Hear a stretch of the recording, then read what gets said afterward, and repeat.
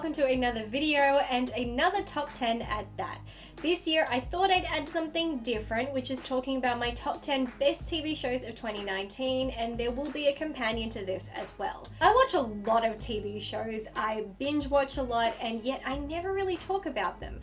I rarely do episode reviews or season reviews because I find them super hard to do, but I decided I can talk about the top 10s and flops of the year when it comes to television.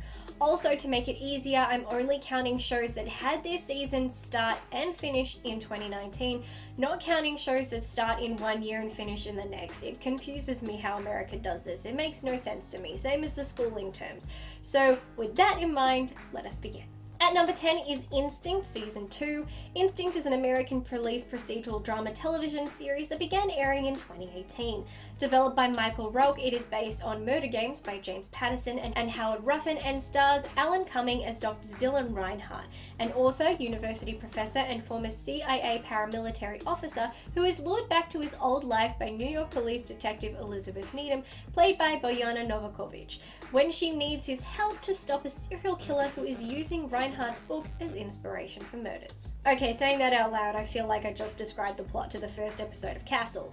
The difference is Dylan has real training and credentials to work with law enforcement, and Castle did not. This show was just cancelled after airing 10 episodes of its second season, ending, as so many do, on a cliffhanger. Alan Cumming was truly the diamond of this show. Not only was his character and performance great, but it was awesome seeing a show like this so openly depict a gay married couple, and as of season 2, a couple that was about to adopt a baby. I hadn't yet started to love Needham, but I was enjoying the chemistry between the two characters. The friendship and bond between the two was really sweet, and I would have loved to see more. Season 2 had us delving deeper into Dylan's CIA past and would have seen us go even further had it not been cancelled. This season saw the team looking for the Sleeping Beauty serial killer, which was a fun story, though I do wish it had been more of a central plot point instead of a background one. I still love this show and I'm heartbroken to see it go. Number 9 is My Life is Murder Season 1. My Life is Murder is an Australian murder mystery crime comedy drama that follows the adventures of a retired detective turned private investigator, Alexa Crowe, played by the fabulous Lucy Lawless, who solves the most baffling crimes as well as coping with the frustrations of everyday life. What I love most about this show is it is set and filmed all around Melbourne. Every episode I recognize a location in the background because it takes place in my city, and it's awesome. It feels like Melbourne is its own character within the show. It's just awesome seeing a beautiful Melbourne backdrop throughout every episode. I think Lucy Lawless has an awesome character. She's very dry and sarcastic. When she's working, she's an old soul, but in day-to-day life, she's more youthful and always trying new things. She captures very real day-to-day life and struggles, but with her own Alexa flair, which makes it all the more fun to watch. In terms of her investigating and her cases, she always gets very out-of-the-box cases, of course, because she is a very out-of-the-box thinker and puts herself into situations others never think to. The best news is that Lawless said she had signed a 5-season contract, so we should be getting a second season in July 2020, and I can't wait. Number 8 is American Gods Season 2. American Gods is an American fantasy drama based on Neil Gaiman's novel of the same name. It was developed by Brian Fuller and Michael Green and aired its first season in 2017. The show follows an ex-convict named Shadow who is pulled into a war between the old gods who fear irrelevance amid the growing power of the new gods. This show is very full on. The artistic, metaphorical, visual storytelling is very intense, and a lot of the time it's too much to handle. In that regard, it reminds me a lot of Hannibal, but if the visuals of Hannibal were on LSD. It's stunning, it's just very intense. The story itself sometimes is also hard to follow, but season 2 came with a lot of answers, which was good. Ultimately, I love this show because it is based around my favorite subject of all time, ancient mythology. It introduces in great detail gods and goddesses and mythological characters from around the world, some well known and some that are very obscure, but they really do their research, and it's fascinating to see who gets included and how they are worked into the story. Watching gods get introduced in each new episode and seeing them do godly things and hearing their origins and about their culture is why I love this show and why I keep watching. Season 3 is set to air sometime this year. Number 7 is Siren Season 2. Siren, formerly known as The Deep, is an American television drama series created by Eric Wald and Shaun White that began airing in 2018. The series follows a mermaid-obsessed town that is turned upside down when a mysterious girl appears and begins wreaking havoc. I reviewed the pilot episode and second episode and honestly didn't love it. It took until halfway through the first season for me to get into it, but when I did, I found it pretty cool. Season 2 was a big step up, but it had a lot going on. Honestly, it had too much going on. It felt like it included so much because it feared cancellation, so it was showing all its cards before it lost the chance. Now, all the plot points that were included are great. I just don't think they should have occurred in one whole season. However, I love the growth in our characters and the dynamics of the characters. I love the introduction of more mermaids, learning more about their species, their ancestry, and their home. The series also ties more into the history of the town and its connection to mermaids in more ways than one. But one of my favorite elements to this series is how it uses mermaids as a way to talk about the negative effect humans have on ocean life and its ecosystem. It's using a fantasy-based subject to talk about very real environmental issues, and that's my favorite thing. I have always been obsessed with mermaids, and this is a very different take on them, which is often quite interesting. This season, the show also uses the fantasy subject to talk about consent and equal rights, but in a way that is more organic to the story and subtle and not so preachingly in your face that it feels forced and like a huge joke like some shows I won't mention. Season 3 is set to air in 2020. Number 6 is Lucifer Season 4. Lucifer is an American urban fantasy television series developed by Tom Capanos. It's based on the DC Comics character created by Neil Gaiman. Yep, he's a busy man. Sam Keith and Mike Dringenberg, taken from the comic book series The Sandman. The series aired in 2016 and revolves around Lucifer Morningstar, played by Tom Ellis, the devil who abandons hell for Los Angeles, where he runs his own nightclub and becomes a consultant to the LAPD, working alongside Detective Chloe Decker. Lucifer was cancelled by Fox after its 3rd season, but was picked up by Netflix, which is where it aired its 4th season. I have loved this show from the get-go. I love the characters, I love the approach on the characters, especially the iconic religious ones. Season 4 expanded the mythology of the show even further, with it introducing us to Eve. We saw a great deal of growth in all our characters and a true progression of the story in ways I'd been waiting and hoping for the past 3 seasons. Lucifer and Chloe had finally reached a place all fans had been hoping for, but Lucifer finally coming to terms with who he is and his responsibilities saw the season end with him returning to his throne in hell. The show has always taken a deep dive into the psychology of our characters, something I always appreciated. Season 4 took that even further and saw many characters come to healthy resolutions about themselves. My only con about the show was its flip-flopping with the mythology. It constantly referred to Eve as the first woman, but on numerous occasions acknowledged Adam's first wife Lilith, mother to all demons. While I love them mentioning her, I wish they'd pick a stance. You can't say Eve is Adam's second wife and simultaneously call her the first woman. That doesn't work. Also, Eve was a very annoying character, but thankfully she was redeemed by the end of the season. Season 5, consisting of 16 episodes, will air in 2020 and sadly will be its final season, as Netflix has chosen to end it after Season 5. A very poor decision, as they had only just started to move the characters forward to now end it. Number 5 is Mr. Iglesias Season 1. Mr. Iglesias is an American comedy web television series created by Kevin Hench that aired on Netflix in 2019. It follows Mr. Iglesias, played by comedian Gabriel Iglesias, a good-natured public high school teacher who works at his alma mater. He takes on teaching gifted but misfit kids to not only save them from being counseled out by a bully bureaucratic assistant principal, but also to help them unlock their full potential. Gabriel Iglesias, also known as Fluffy, is one of my absolute favorite comedians, and one day I will see him live if it kills me. As soon as I saw he was starring in this show, I immediately sat down and watched all 10 episodes, and by the end of it I was dying for more. It is fun and upbeat. The humor is so on point, as it always is with Iglesias, but I love how it's written and I love our characters.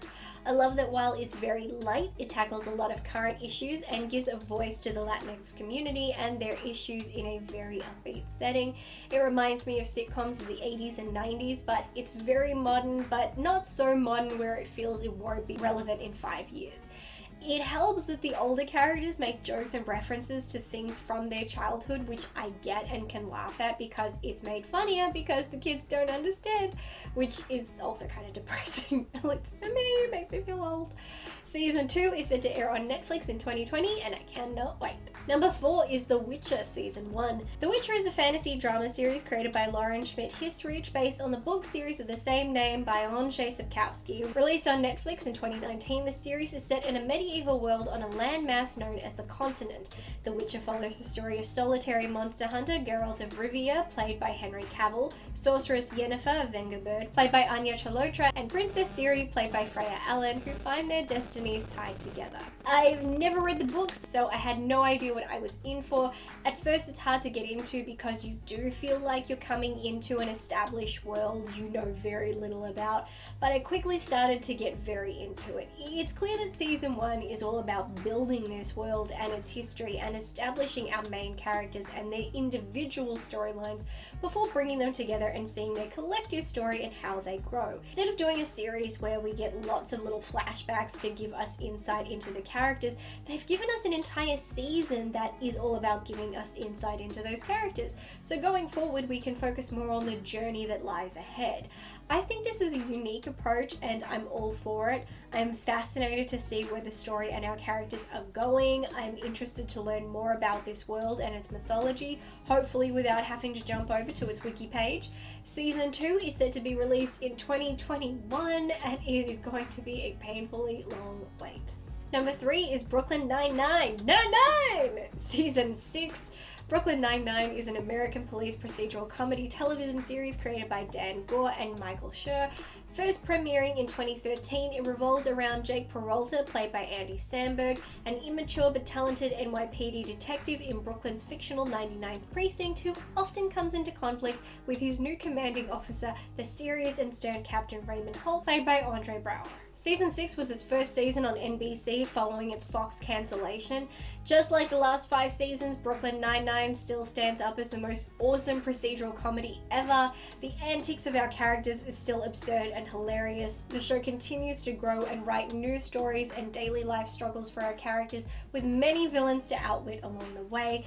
It also continues to address hard-hitting issues. While this show is hilarious, it's not afraid to give you the occasional gut punch and make you shed a few tears. Lord knows I have gone through many episodes of simultaneously laughing and crying. That's just how good it is. This show has some of the best writing out there and continues to bring it every season.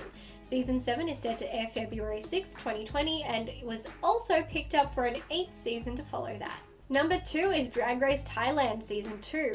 Drag Race Thailand is a Thai reality competition show based on the American version with RuPaul, also created by RuPaul.